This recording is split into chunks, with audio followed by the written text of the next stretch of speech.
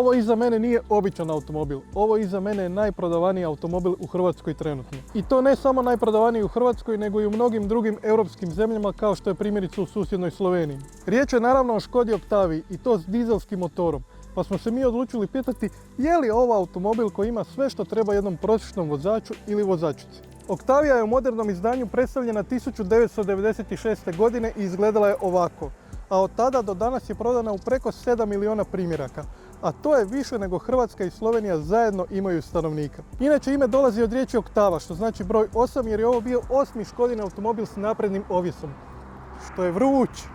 Sad sam fleke ostavio od svojih prstiju. A ovo što mi imamo ovdje je redizajn 4. generacije koja je donijela novu masku i nova LED matrix svjetla. Nova su istražnja svjetla, a novost je i natpis Skoda koji je zamijenio onog popularnog kokota. Boja naše Octavije je crna, službeno se zove magično crna, iako ja tu ne vidim neku magiju. Pa šljokasta je, zato je magično. Ah, muški boje. No Octavia se ne kupuje ni zbog lijepog lica, ni zbog boje, nego zbog ovog ovdje, prtljažnika koji je najveći u klasi.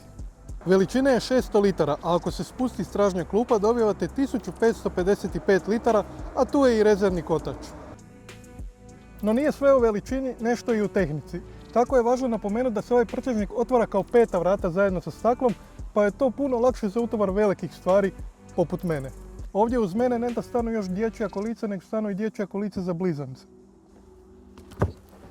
Šta sve radim? Radi klikova. A kad smo već kod blizanaca, dobra je vijest da ovdje iza, osim što ima puno mjesta, imate i 2 izofiksa za dječje sjedalice. Ali to nije sve, jer ovdje naprijed imate još jedan izofiks, tako da u Octavii možete prevoziti i trojke. Ova naša Octavia nije nešto napucana opremom. Točnije, ovo je oprema Selection, koja je tek druga po razini, a ako mene pitate, sjajan je omjer uloženog i dobivenog.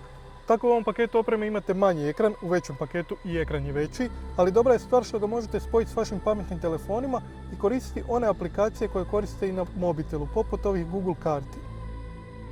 Na ekranu možete dodavati i prečace, pa sam ja tako dodao ovaj za gašenje dosadnog start stopa. Šteta što su ga uopće stavljali u ekran, što nema fizička tipka negdje ovdje.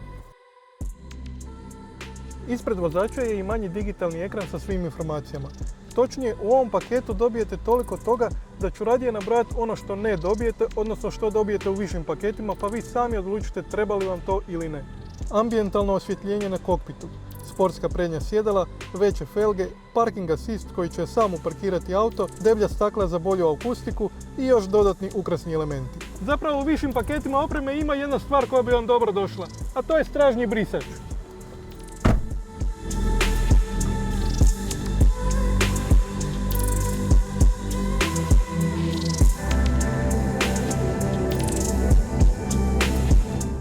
Kao što sam rekao na početku, ova naša Škoda Octavia je dizelaž sa slabijim 2.0 TDI motorom i 115 konja. Također ta verzija motora dolazi s ručnim mjenjačem koji je jako dobar i precizan. 115 konja vam neće donijeti neku zabavu, niti ćete biti prvi na semaforu, ali bi vam zato trebalo donijeti manju potrošnju.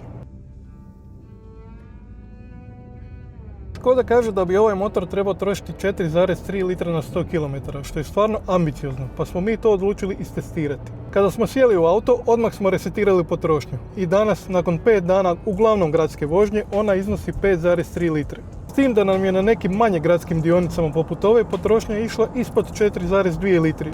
Dakle, Škoda ne laže, barem ne previše. I u vožnji se Octavia pokazala primjerenom.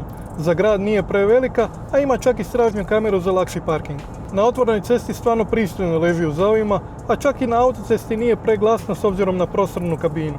Za kraj, ovo nije auto koji će vas oduševiti, niti će vas zabaviti, niti nasmijati. Također, ovo nije auto za kojim ćete se okrenuti svaki put nakon što ga parkirate. I ovo nije auto kojeg će pratiti ljubomorni susjedski pogledi. Ovo je jednostavno auto koji će vam za pristojnu cijenu dati sve ono što od automobila zapravo i trebate. Sigurnost, malu potrošnju, puno prostora i sve to u jednoj limenci koja sasvim lijepo leži u zavojima na nekoj otvorenoj cesti.